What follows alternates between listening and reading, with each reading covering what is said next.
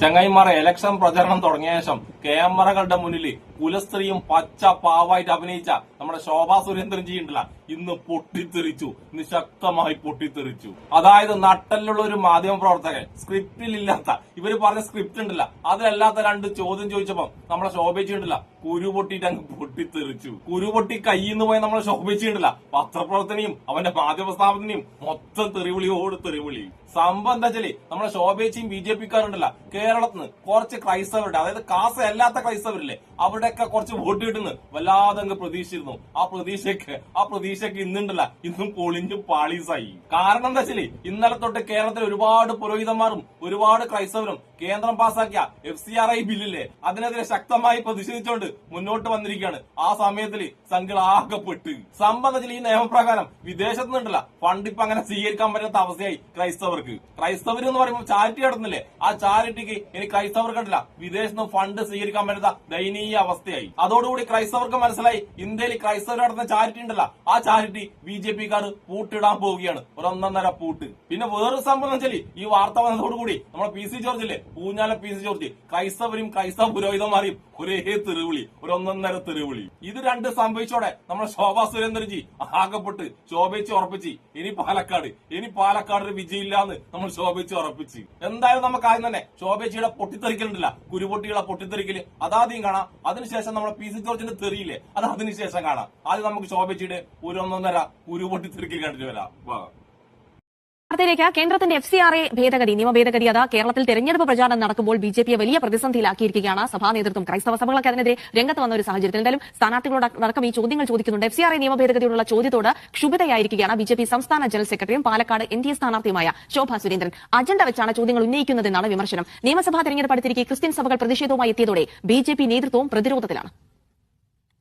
ഈ കോട്ടയം അതോടൊപ്പം തന്നെ ഇടുക്കി ജില്ലകളിലൊക്കെ BJP വലിയ പ്രതീക്ഷ വെച്ച് പുലർത്തിയിരുന്നു. അതിനിടയ്ക്കാണ് ഇപ്പോൾ FCRI നിയമ ഭേദഗതി വരുന്നത്. സ്വാഭാവികമായിട്ട് എല്ലാ ക്രിസ്ത്യൻ ഈ സംഘടനകളും അതോടൊപ്പം തന്നെ ഈ ബിഷപ്പുമാർ ഉൾപ്പെടെ ഉള്ളവര് ഞാനിപ്പോ ഒരു 1-2 ആളുകളുമായിട്ട് ഞങ്ങളിപ്പോ സംസാരിക്കുന്ന ഒരു മീറ്റിംഗ് അകത്ത് നടക്കുകയാണ്. അപ്പോൾ അതിനുശേഷം ഞാൻ പറയാം. ഇപ്പോൾ നമ്മൾ ഒരു ചോദ്യം ചോദിക്കുമെന്ന് പറഞ്ഞ് സമയമില്ലാത്ത സമയത്താണ് ഞാനിപ്പോൾ ഇവിടെ വന്നത്. അല്ല, നിങ്ങൾ മീഡിയ വൺ തുടക്കം മുതൽ, പ്രത്യേകിച്ച് മീഡിയ വണ്ണിന്റെ ഭാഗത്ത് നിന്ന് തുടക്കം മുതൽ എങ്ങനെ BJP സ്ഥാനാർത്ഥിയെ പരാജയപ്പെടുത്തണം എന്നതായിരുന്നു നിങ്ങളുടെ ഓരോ ചോദ്യങ്ങളും നിങ്ങളുടെ ഓരോ റിപ്പോർട്ടിങ്ങും. പക്ഷേ മാധ്യമ പ്രവർത്തകരോടുള്ള ബഹുമാനം നിലനിർത്തിക്കൊണ്ട് ഞാൻ ഒരു ചോദ്യം എന്ന് പറയുകയും അത് 4-5 ചോദ്യമാക്കിയിട്ട് നിങ്ങൾക്ക് എങ്ങനെ ഈ ഡീൽ വിവാദത്തെ കൊണ്ടുവരണം എന്നുള്ളതാണ് താല്പര്യം. നിങ്ങൾക്ക് മാത്തൂരിലേക്ക് യാത്ര ചെയ്യാൻ വയ്യ, അവിടുത്തെ കർഷകരുടെ പ്രശ്നങ്ങൾക്ക് നിങ്ങൾക്ക് വേണ്ട, നിങ്ങൾക്ക് പിരായിരിയിലേക്ക്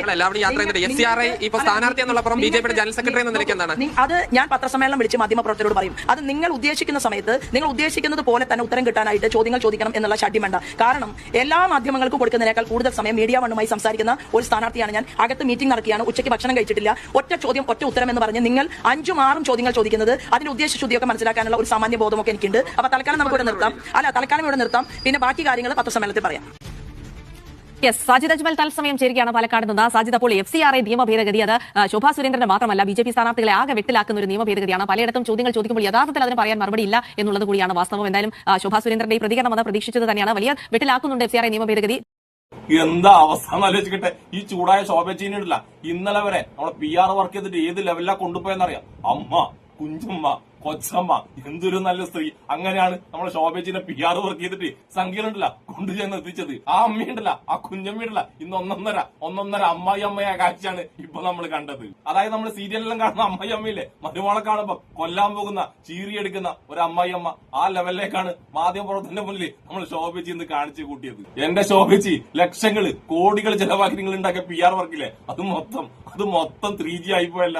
ഇനി ശോഭേച്ചിനോടുള്ള വേശാനറ്റും വിസർജനവും കർമ്മയൊക്കെ ചോദിക്കുന്നില്ലേ, അതുപോലുള്ള ചോദ്യങ്ങൾ എല്ലാ മാധ്യമങ്ങളും ചോദിക്കണം എന്നാണോ? അതായത് ശോഭേച്ചി ചായ കുടിച്ചോ, ശോഭേച്ചി പാൽ ചായയാണോ കുടിക്കാറ്, അല്ലെ പൊടിച്ചായയാണോ കുടിക്കാറ്, അതുപോലെ കട്ടൻ ചായയാണോ കുടിക്കാറ്? ഇത്തരം ചോദ്യങ്ങളാണോ ശോഭേച്ചി എല്ലാ മാധ്യമപ്രവർത്തനും നിങ്ങളോട് ചോദിക്കേണ്ടത്? ഇനി അതുമല്ലെങ്കിൽ ഇപ്രാവശ്യം BJP കേരളം ഭരിക്കുമ്പോൾ ശോഭേച്ചിയാണോ മുഖ്യമന്ത്രി, അല്ലെങ്കിൽ നമ്മൾ ചന്ദ്രശേഖരൻ മുതലാളിയല്ലേ മൂപ്പറാണോ മുഖ്യമന്ത്രി? ഇത്യാദി ചോദ്യങ്ങളാണോ ചോദിക്കേണ്ടത് എന്റെ ശോഭാ സുരേന്ദ്രൻജി? ഇങ്ങനെയുള്ള പൊട്ടത്തരം ചോദ്യങ്ങൾ നിങ്ങൾ കഴിഞ്ഞ 2 ആഴ്ചയായിട്ടുണ്ടല്ല PR വർക്കിലൂടെ നടത്തിക്കൊണ്ടേയിരിക്കുന്നത്. അത്തരം ചോദ്യങ്ങളുണ്ടല്ല നട്ടിലുള്ള മാധ്യമപ്രവർത്തകർ ചോദിക്കില്ല. അവരുണ്ടല്ല ഇപ്പൊ നടക്കുന്ന കാര്യത്തെക്കുറിച്ച് ശക്തമായ ചോദ്യം ചോദിക്കും. അത്തരം ചോദ്യങ്ങൾ വെക്കുമ്പോൾ ശോഭച്ചിക്ക് കുരുപൊട്ടും, നല്ലോണം കുരുപൊട്ടും. ഒന്നാമത് ശോഭച്ചിക്ക് ഈ ചോദ്യത്തിനുണ്ടല്ല ക്രൈസ്തവരെ അനുകൂലിക്കാനും കഴിയില്ല, BJPനെ തള്ളിപ്പറയാനും കഴിയില്ല.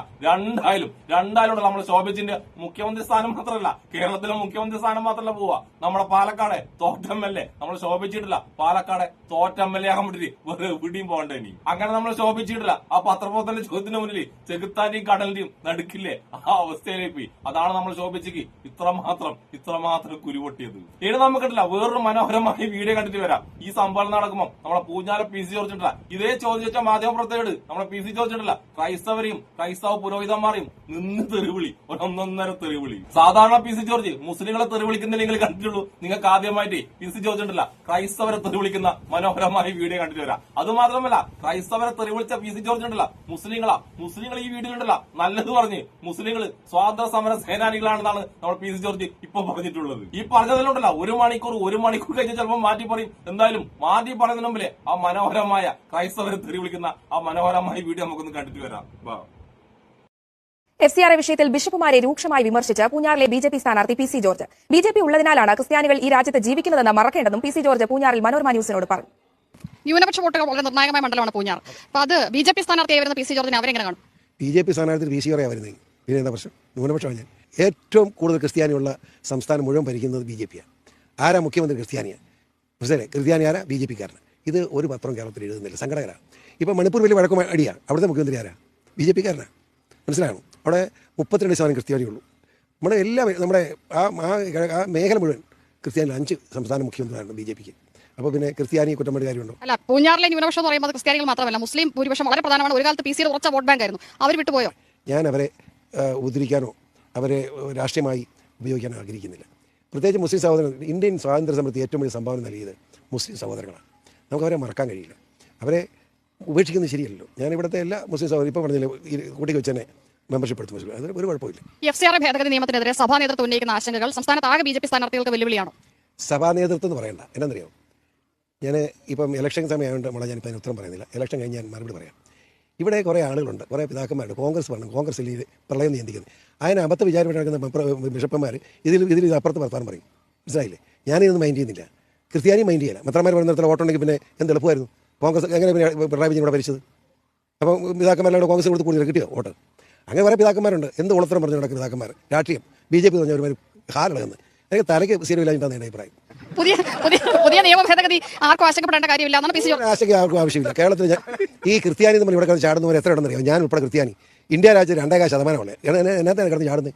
BJP-യുടെ മാന്യത കൊണ്ടല്ലേ അവരെ ചോന്നുകൊണ്ട് നടക്കുന്നത്. ഇത്രയും കൂടെ ക്രിസ്ത്യാനി അംഗീകരിച്ച ഒരു രാഷ്ട്രീയ പാർട്ടി ഉണ്ടായിട്ടുണ്ടോ? കോൺഗ്രസ് ഭരിച്ചപ്പോൾ പോലും ഇത്രയും ക്രിസ്ത്യാനി മുഖ്യമന്ത്രി ഉണ്ടായിട്ടുണ്ടോ? ഇതൊക്കെ ഒളിച്ചു വെച്ചുകൊണ്ട് ഈ പിതാക്കന്മാർക്ക് ഊളത്തരം പറയാൻ പാടില്ല. അതുകൊണ്ട് ഇത്രയും കടുപ്പിച്ച് പറയുന്നത്. കൊടുക്കുമ്പോൾ ഇത് മുഴുവൻ കൊടുക്കണം. നമ്മളെ PC ജോർജ് കേരളത്തിലെ ക്രൈസ്തവ പുരോഹിതന്മാരെ എന്താ വിളിച്ചെന്ന് കേട്ടില്ലേ? ഊളകളെന്ന്. മൂപ്പർ അവരെയൊക്കെ ഊളകളെന്ന് വിളിക്കുമ്പോൾ മൂപ്പർ ഒപ്പം നിൽക്കുന്ന ടീമുണ്ടല്ല പൊട്ടിച്ചിരിക്കുന്നത്, കൈകൊട്ടിട്ട് പൊട്ടിച്ചിരിക്കുന്നത്. ഈ പൊട്ടിച്ചിരിയും കളിയാക്കലെല്ലാം കേരളത്തിലെ ക്രൈസ്തവരെ നിങ്ങൾ മൊത്തം കാണുന്നുണ്ടില്ല.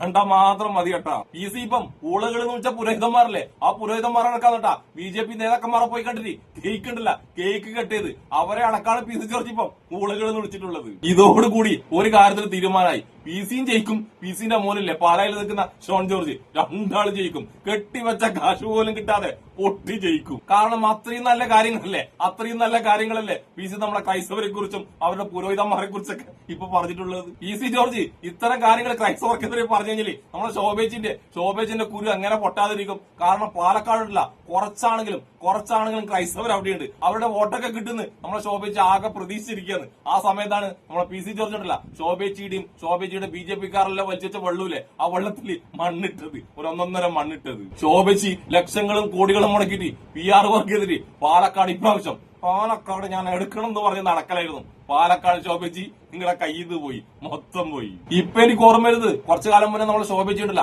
PC ജോർജിനെ വിളിച്ചൊരു തെറിയാണ്. അന്ന് PC ജോർജ് കോൺഗ്രസിലായിരുന്നു. അന്ന് നമ്മൾ ശോഭിച്ചിട്ടില്ല. PC-യെ പറ്റി എന്താ പറഞ്ഞെന്നറിയാം? PC ജോർജിന്റെ ആദ്യത്തെ PC ഇല്ലേ, ഇനീഷ്യലി PC, അതിന്റെ അർത്ഥം പരമ സെറ്റ എന്നാണെന്നാണ്. അതേ സംഭവമില്ല ശോഭിച്ചപ്പോ മനസ്സിൽ പി സിനെ വിളിച്ചിട്ടുണ്ടാവും പരമ സെറ്റ് ചെയ്യുന്നു. പിന്നെ പി സി പറഞ്ഞ ഒരു കാര്യത്തോടുണ്ടല്ല, അതിനോട് ഞാനല്ല കുറച്ച് യോജിക്കുന്നുണ്ട്. പി സി പറഞ്ഞില്ലേ BJP ഉള്ളതുകൊണ്ടാണ് ഇവിടെ ക്രൈസ്തവർ ജീവിക്കുന്നത്, ആ കാര്യത്തോട് ഞാൻ കുറച്ച് യോജിക്കുന്നുണ്ട്. അത് എങ്ങനെയാ ലേശം തിരുത്തുണ്ട്. അതായത് ഉത്തരേന്ത്യയിലുണ്ടല്ല ക്രൈസ്തവരുണ്ടെന്ന് നമ്മൾ മലയാളികൾ എങ്ങനെ മനസ്സിലാക്കിയെന്നറിയാം. അവിടെയുള്ള BJPക്കാരുണ്ടല്ല അവിടുത്തെ ക്രൈസ്തവരെ ആക്രമിക്കുന്നതുകൊണ്ടാണ് അവിടെയും ക്രൈസ്തവരുണ്ടെന്ന് നമ്മൾ മനസ്സിലാക്കിയത്. ആ കാര്യത്തോട് ഞാൻ പകുതി യോജിക്കുന്നുണ്ട്. ഇനി എനിക്ക് പറയാനുള്ളത്, പൗരത്വ ഭേദഗതിയും വഖഫും ഒക്കെ പാസ്സാക്കിയപ്പം സന്തോഷിച്ച കുറച്ച് കാസ അച്ഛന്മാരുണ്ട്. അവരോടാണ്, നിങ്ങൾ അവിടെ കിടന്ന് സന്തോഷിക്കുമ്പോൾ നിങ്ങൾ വിചാരിച്ചില്ലേ നിങ്ങൾക്കുള്ള പണിയും സംഘികൾ അവിടെ തയ്യാറാക്കുന്നുണ്ട് എന്ന്. അതുകൊണ്ട് നിങ്ങളോട് പറയുന്ന ഇനിയെങ്കിലും ഒരുമിച്ച് നിന്നില്ലെങ്കിലല്ല സംഘികൾ ഒറ്റക്കൊറ്റക്കായിട്ടുണ്ടല്ല എല്ലാവർക്കും പണി തരും. അതുകൊണ്ട് നല്ലവരായ ക്രൈസ്തവരോട് എനിക്ക് ഒന്നേ പറയുള്ളൂ, കാസക്കാർ പറഞ്ഞ പച്ച വർഗീയത കേട്ടിട്ട് അവരുടെ കൂടെ നിന്നിട്ട് BJP സപ്പോർട്ട് ചെയ്യുന്നുണ്ടല്ല, പിന്നെ നിങ്ങൾ ഇന്ത്യയിൽ എവിടെയും നോക്കണ്ട കേട്ടാ.